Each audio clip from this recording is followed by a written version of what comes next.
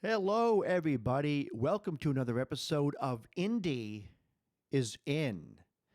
And it's kind of funny because I'm starting another video series called Foreign is Fun, and this could actually be right up there because it's a foreign band. It's not a band from the United States, but they are indie, and they are about as indie as they get. It's a band from Russia, from Moscow actually, and they're not only are they just superb musicians and superb songwriters, but they're very nice people. Erica is one of the singers. Anton is the other singer, and at one point I did a podcast episode about them. I did an episode about the Neapolitans from Russia, B sharp and C. The Neapolitans, one of my earlier episodes, and it's kind of hard for me to explain like it's just I feel I wrote to Anton from the band, and I asked him for some information, and I said, can I get some information on your band because I want to do a podcast episode about it. He got right back to me and gave me like a PDF file, who's what in the band and everything. And what's interesting is he came right out and admitted, like, hey, I am like so happy that you're interested in my band and that you're even doing a podcast episode about us because here in Russia, if you sing in English, it's really hard to get a following. It's really hard to get signed. It's really hard to get record deals, and it's sad because first of all, I'm a sucker for anything Eastern Europe. I feel that whether it's Romanian, Bulgarian, many parts of Russia, um, I feel as though some absolute mind blowing music comes out of Eastern Europe, and they just don't have the platform. They don't have the audience that other people might have, and it's really sad because their music is absolutely beautiful, beautiful, beautiful. Some of the best music in the world comes from Eastern Europe and comes from Russia, and it's sad that we don't, the effort that they have to put forth in order to get a global audience is just sad. Um, so he admitted that and said, "I'm just having one heck of a time trying to get a a record deal and to get that global audience." So I take it upon myself when I find an indie band, especially one as good as these guys, and I hear their music, and I'll never forget the first time I heard their music. I thought, oh, who are these new stars on the rise? Who are these people? Here I am thinking, in my innocence, thinking that they're like the next U2 for crying out loud. And trust me, and this is the thing. This is one of the reasons why I do this series about indie artists. There are thousands of absolutely extremely talented musicians out there who they do what they can, and then they just, I'm sorry, I can't keep doing this. I got to go to study overseas. I got to start my new job. I have a degree in architecture. I got to go do that. I'm married now. I got a child. I can't provide. I can't have a life and continue to try to make it with music. The amount of artists that fall apart or bands that fall apart because they don't make it is staggeringly higher than the amount of people that make it. It does not mean they have less talent. And I think like we listen to U2, we listen to Deep Purple, we listen to these great bands out there, and we think, oh, these are the guys that were good enough. And that's just not true. I don't really care. I've heard enough indie musicians to know that that's just not the case. Being good enough does not mean that you're going to be famous or that you're going to be able to make a living with music. Anyways, yeah, I'm using my new format too.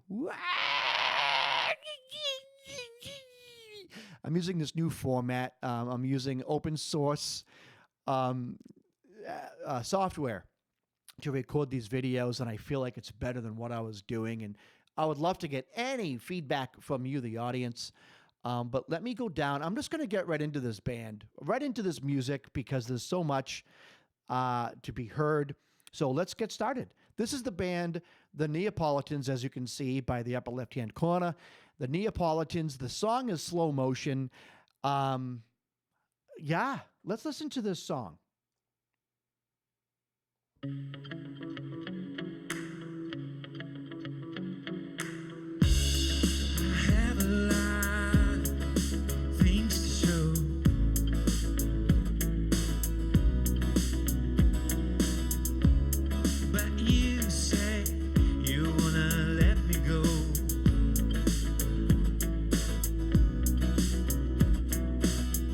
Okay, I'm gonna stop it before they get into the chorus there. Now, there's not a lot going on with the song structurally. In fact, the structure of the song is very simple, and being such, I actually had a difficult time sitting down and trying to figure out what the chord changes were, because a lot happens within the song, and it's not necessarily structural, but it's more um, it's like emotional.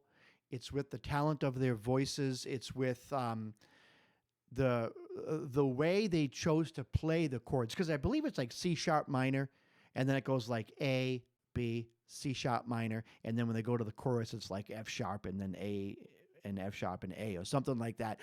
I don't know I forget exactly what the chord changes were. In fact, I was playing over the song earlier. I just grabbed my guitar and started playing with it, and but right away, as soon as the song starts, you notice that, and I don't know how good the stereo is right now with with what I'm using to record. Again, I'm using all new software, all new applications. I took like 5 hours to figure out how to do all this stuff, and and I had to like configure a bunch of different settings, audio settings within the software, because I need to have my YouTube video actually play for you.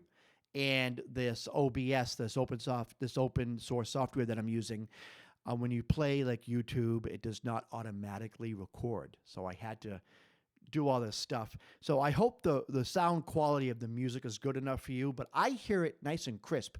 I'm going to put links down below if you want to listen to it later and just like enjoy the music. I strongly recommend it. I highly recommend it, because the production behind this song is really, really good. It's really good. So in the beginning, this dude in the right starts playing like this guitar. He's basically just like plucking guitar chords, and they're using like a tap delay effect that's just amazing. And I think that it adds a lot. And then even when Anton starts singing, you hear in the left ear, you can hear his voice slowly, and then you'll hear when Erica comes in, they sing the chorus together. When Erica comes in, when she sings the next verse alone, and you'll hear it after the chorus, slight tap delay effect, right? I love the delay on the guitar. The intro is like 4 seconds. It's weird.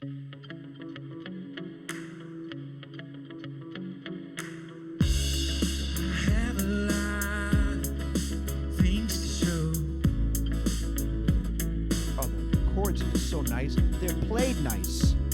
But you say you wanna let me go.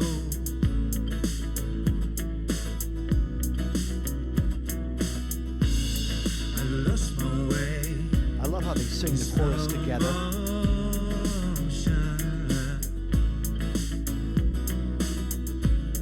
I lost my way. My time is up. Listen to Erica.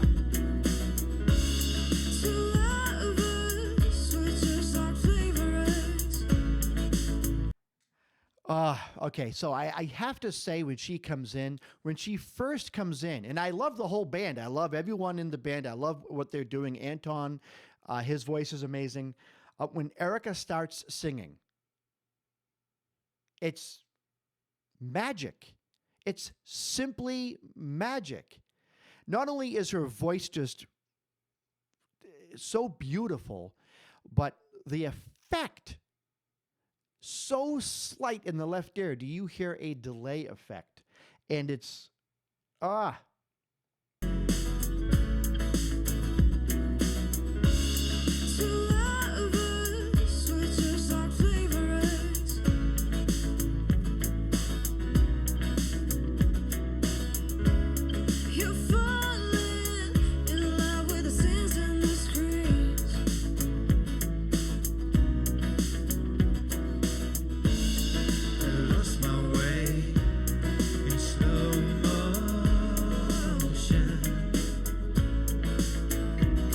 So yeah. I'm sorry. So like he does this thing that Pink Floyd does, and the song is constructed almost like a Pink Floyd song when you stop and think about it. There's not a lot happening with the chords, but because the chord changes are so beautiful and they just sound so nice, what happens is they sing a verse. And then they allow a round of chord changes to come in before they sing a verse again. So you're digesting the beauty of the chord changes. And you can hear that right from the beginning. Just listen. He sings a line. I have a lot of things to show. But then a round of chord changes. And then again. But you say. And Jane does and Erica does the same thing when she comes in. I lost my way. Where is she?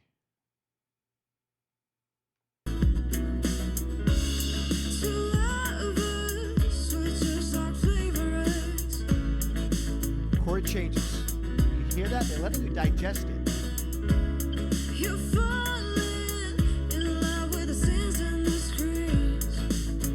Vocals panning to the left, the delay to the left.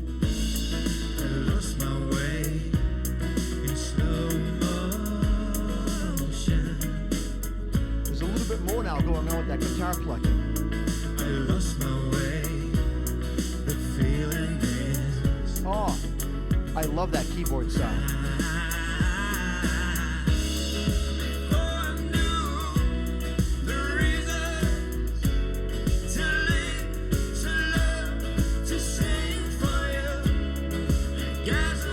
Chime, I love that. Stop bluffing, baby. Oh, no, nothing, baby. I lost my way in slow motion.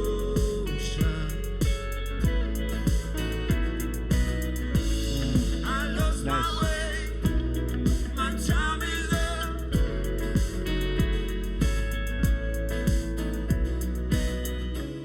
I see the sun.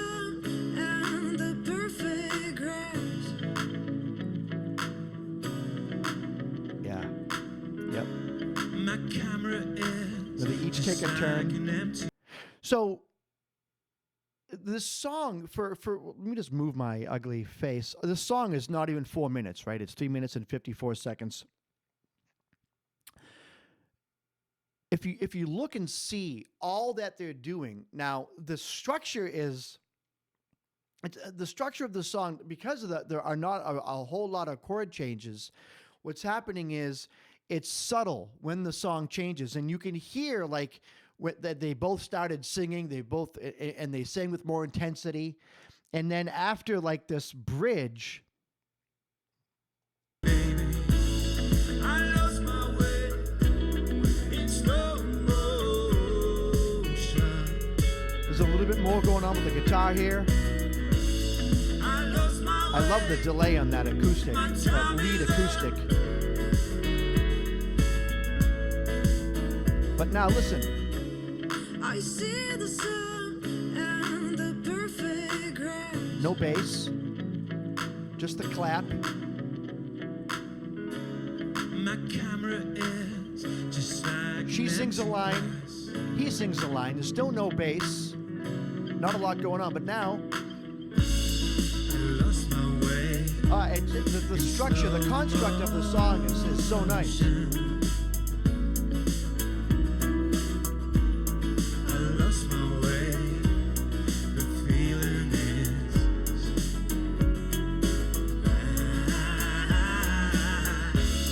before I knew the reason, too late to love, to sing for you. Dazzle you like lemonade. Stop crying, babe. And I like to stop. I'm dying, babe. So throughout this song, what I like about it is that it's got nice chord changes, and it's got nice sounds with that acoustic guitar, right? That plucking that's going on, and good delay effects on it too, and of course the singing.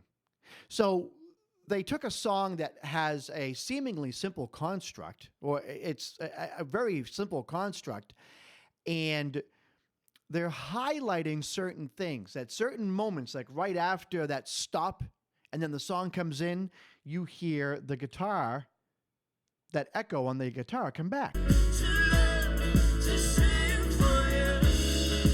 Dazzle you like I lemonade. think they say I'll guzzle you like lemonade. Crying, babe. Right? Now I'm dying, And then that echoey guitar comes back. Stop crying, babe. Now I'm dying, And you know, it's beautiful. And you know, it's funny because it reminds me a little bit of U2. You know, The Edge, no one considers, I mean, very few people would look at The Edge and say, oh my God, this guy is an absolute, you know, virtuoso with the guitar. And I, you know, I don't think The Edge, and even The Edge himself says, no, for the love of God, I'm not a virtuoso. In fact, he kind of doesn't like that style of guitar playing. He calls it the Guitar Olympics, where people just solo and go nuts and do everything else. And this lead guitar player here that's on the right, playing that lead on the acoustic with those delay effects, he's coming in at just the right times. So that guitar in and of itself is almost like a third voice in the song. It really is. And then, of course, you have the drummer who just keeps that pocket going, right? Keeps, and he's got, you can't say enough about a pocket drummer who just, you know, a drummer is good when you mention him or her the least, right? Stop and think about that for a second. A drummer is really good when you comment about them the least, because the drummer is essentially creating the outline for the song, the creating that canvas, that, okay, here it is, bam. And when everyone does their job, and you can comment on the singing, you comment on the guitar, you comment on that, unless the drummer is doing some crazy, amazing fills. But for the most part, you know a drummer is doing their job when you can sit there and just comment on everybody else. I hate that about drumming, but that's true. It's almost like a good actor who's supposed to be playing a character who's not popular. And a good actor who does that, who plays in the background, is good when you don't comment about them, because they're making themselves be unremarkable. And this drummer here really is a great pocket drummer, does an excellent job keeping time, you know, and really the whole entire band, every member of the band, the songwriting, it's just such a beautiful song. And it's so, and when you talk about something being catchy, right? Listen.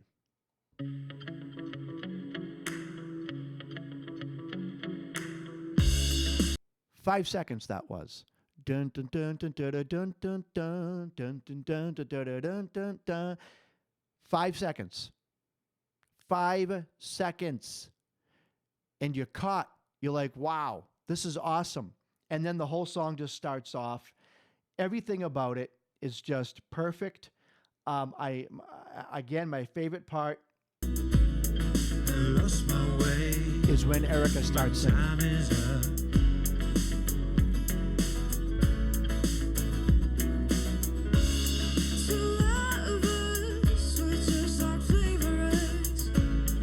Yeah, that's the best part of the song, in my opinion. And when you go into it, and I'll put the link down below because I think the quality of the sound would be better if you click on the link and just listen to it yourself.